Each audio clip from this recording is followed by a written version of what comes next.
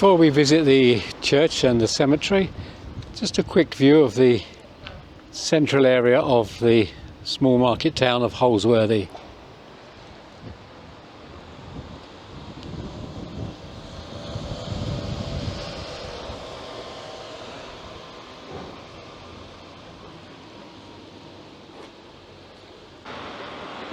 This is the White Hart Hotel, and there up the road you can see the parish church. I've come to the town of Holsworthy in Devon and to the parish church. The parish church of St Peter and St Paul. Well, directly outside the church is the War Memorial. Apologies for the traffic passing behind me. This has a list of names on the front, and this list shows the names of 36 men who gave their lives in the First War from Holsworthy. When you think the population of Holsworthy is only around 3,000 people, 36 is a very large number who gave their lives. Then I move round to the other side of the memorial, the one facing the church, and I find the names of those who died in the Second World War from Holsworthy, and there's a further 27 names. That's a terrible toll on a small market town. The notice announces that the church is open today, and as it's starting to rain outside, I think we'll have a look in there first. It may be that there's people in there, so I won't be able to do any sort of commentary.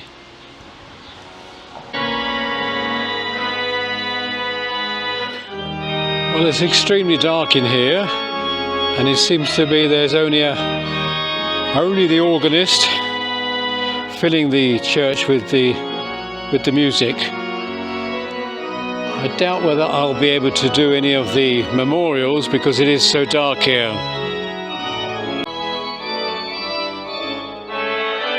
This one is to various members of the Brown family. I'm hoping the camera can see that in this poor light. And this one to members of the Braun family, George, Thurza, and then Anne Hearn.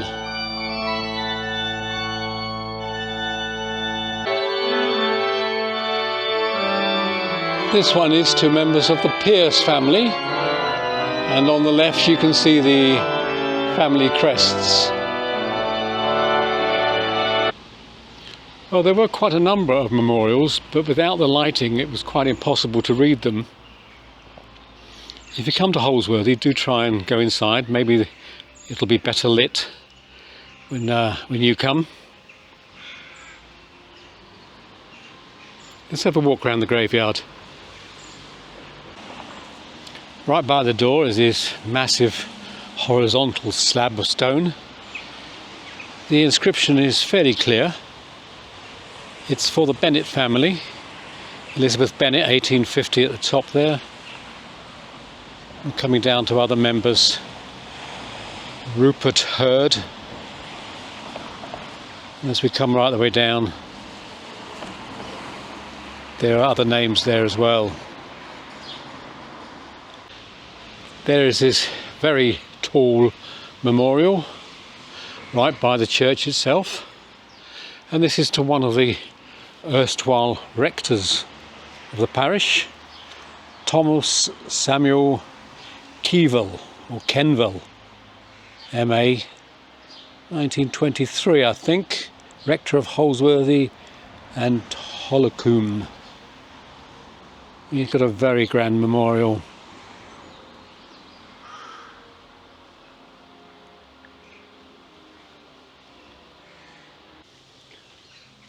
A lot of the memorials are very easy to read. This is in memory of Charles Marmaduke, the son of Thomas and Matilda Neal. He died in 1888, aged 17 years. And next door is one to William Corey, the son of the same couple, Thomas and Matilda Neal. He died in 1870, aged 12 months. And then Martha Corey, their daughter, 1870, who died aged 14 weeks. High mortality rates in Victorian era. This is to William, the son of John and Mary Dufty of Thorn in this parish, 1848, aged 8 years. And we've got some other names down the bottom here.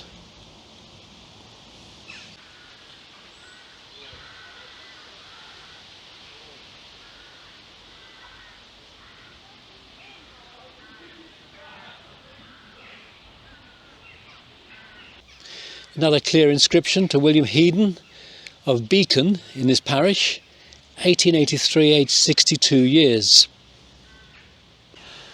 This large, tall column inside the iron railing still. The inscription is a bit warm, but it seems to be for the family of Treble. You can see the base has capsized or gone to one side, but they've straightened the column by putting a wedge of concrete underneath the plinth. So some effort has been made to preserve this monument.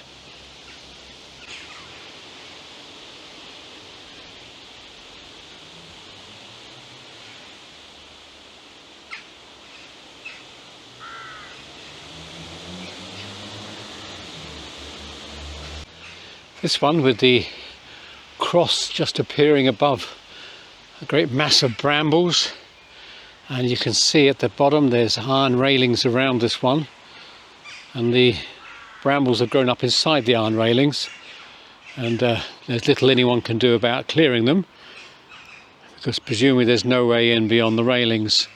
So this is a mystery memorial. This is to Robert Northcott of Chasty in this parish, a yeoman, farmer, who after a short illness, which he bore with patience and resignation, died in 1864. There's some really clear inscriptions here. I think it's the type of stone they use which doesn't allow the lichen or lichen to grow on it, so the inscription's preserved. This is Catherine, wife of the late John Cole, a yeoman of Ugworthy in this parish, and that's 1876. So we're looking at something that's 150 years old, and yet readable, almost as readable as the day it was done. And here's another yeoman, the farmers of the parish. John Allen, yeoman of Honeycroft in this parish, 1835. One here with a tilt to the right, Henry Orchard, husband of Christiana Orchard, who died at Pancrasweek, 1908. I assume Pancrasweek is one of the little hamlets around here, probably a farm and a few houses. It's not a name I'm familiar with. And directly behind that one is this one to Richard Gilbert, 1896, just 18 years.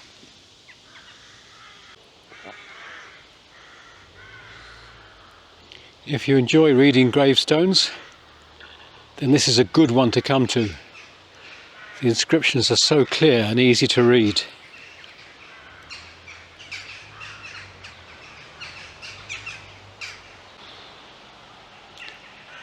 Well, what a lovely graveyard. Nicely kept, clear inscriptions, a lot to see and read. I'm going to head up to the newer cemetery now. This graveyard was full in the 1920s. So we'll go up to the cemetery, which is a quarter of a mile away, and we'll have a look around that.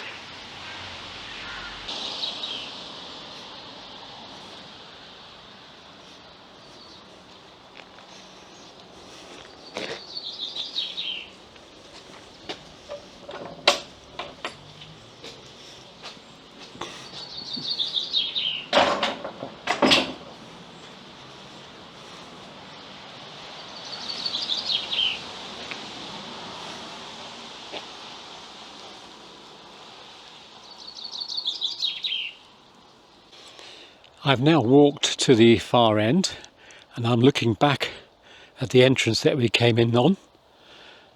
Now we can see the faces of all the gravestones. As you can see, it's a fairly modern cemetery. We'll have a browse and pick out anything that stands out.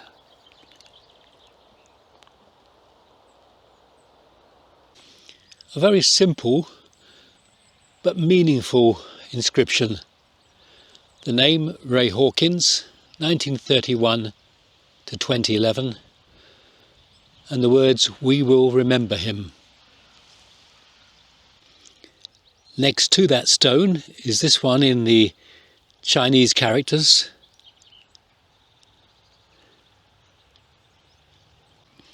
Captain Percy Victor Mills, husband and father, 1969. And then his wife, and she was a mother, Ivy Mary Wills, 20 years later. There is a badge at the top there. I don't know whether that's Royal Navy or Merchant Navy. It's a beautifully kept cemetery as a lawn cemetery. Grass is neatly cut. They don't allow any curbstones, which generally hinder the mowing of the grassy areas. It's very clean and tidy. Here's one from the Royal Navy, and the symbol with the anchor is the same as the one we've just seen. Ian M (E-I-I-R) Garland. Royal Navy, 1969, aged 21 years. Well, moving through the graveyard, there's an area here where they have allowed some of the curbstones. Quite large plots. This one has been recently repainted. The lettering's been redone. Mary Ann, the wife of Samuel John Hallett of Weekstone, 1958. And then Samuel J. Hallett, 3 years later in 1961. Both lived to a good age, 86 and 85. There is a war grave. This is to Sergeant G.H. Hale, Royal Army Ordnance Corps, 1943, aged 46. The family have added, "Rest in peace, sadly missed by wife and family, Windmill Road, Mortimer in Berkshire." Well, that's some way away from here, more than 100 miles. So I'm assuming that Sergeant G.H. Hale died here in Holsworthy and was buried here, and the family wanted people to know that he was originally from Windmill Road in Mortimer. And a second war grave. This is Pilot Officer E.J. Black of the Royal Air Force, 1943, aged 23. The family have added beneath the insignia, "Beloved husband of Margaret and only son of Beatrix and James." This is not an old graveyard.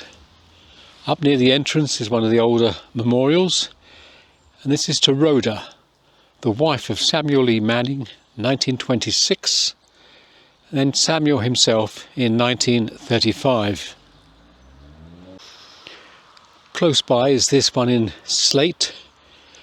Emma Jane Ward of Stoke, Davenport, passed away at Lyndhurst, Holsworthy, 1926, aged 61. So looking at those two stones, 1926 and 28, it's probably shortly after this cemetery was opened. Here is a small area for children's graves. Always a very special area.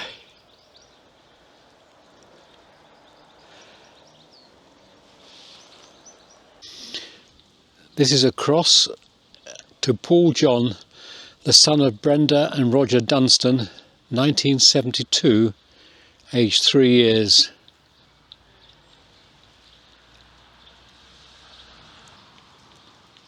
And this one is Treasured Memories of Our Darling Lisa, daughter of Marjorie and Len Jenkins, and little sister of Sonia and Susan.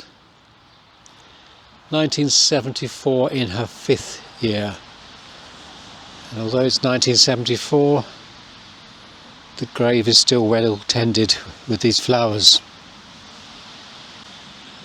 And this one on the end, our baby boy Jack Andrew Whitbread, 1995, aged 3 days.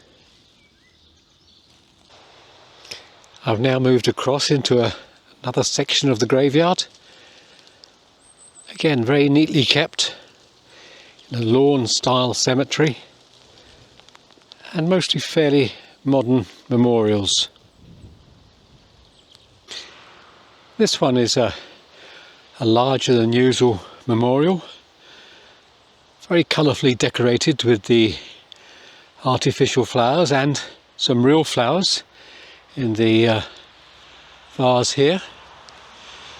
And this is two brothers, Anthony Alfie Orchard, 1984, age 17, and Nathan William Orchard, 1982, age 19. Just see what it says down here: in loving memory of 2 brothers together, worked together and together in 2001. So it looks possibly as if they died together. Difficult to see the whole inscription without removing the flowers. So we've got Anthony and Nathan, 19 and 17 years. It appears they died on the same day. Well, I've entered yet another area of the graveyard. This is a new area. Looks as though it's just been opened up. Just a few stones and some areas which are clearly recent burials, with just the wooden crosses at the moment to mark the spot. This one marked with the horse's head at the top. Peter Henry Glidden, 2019, husband, dad, granddad and son. And this one to Christopher Patrick Hollands, 2021, and shows a Triumph motorcycle, husband, dad and granddad. And finally, an area with these small memorials, and these are for people who would have been cremated but still wish to have a memorial stone in the graveyard. The one to Donald Thorpe caught my eye. The picture at the top is a silhouette of a tractor and a plough, and the birds following the tractor, as they always do. 1922 to 2010. And this one to David Edmonds, 2020, and shows a fishing rod on the stone. And for those who like the unusual surnames, here's one I haven't seen before: Charlie Cobbledick, 2013. Well, that's my visit to the cemetery in Holsworthy.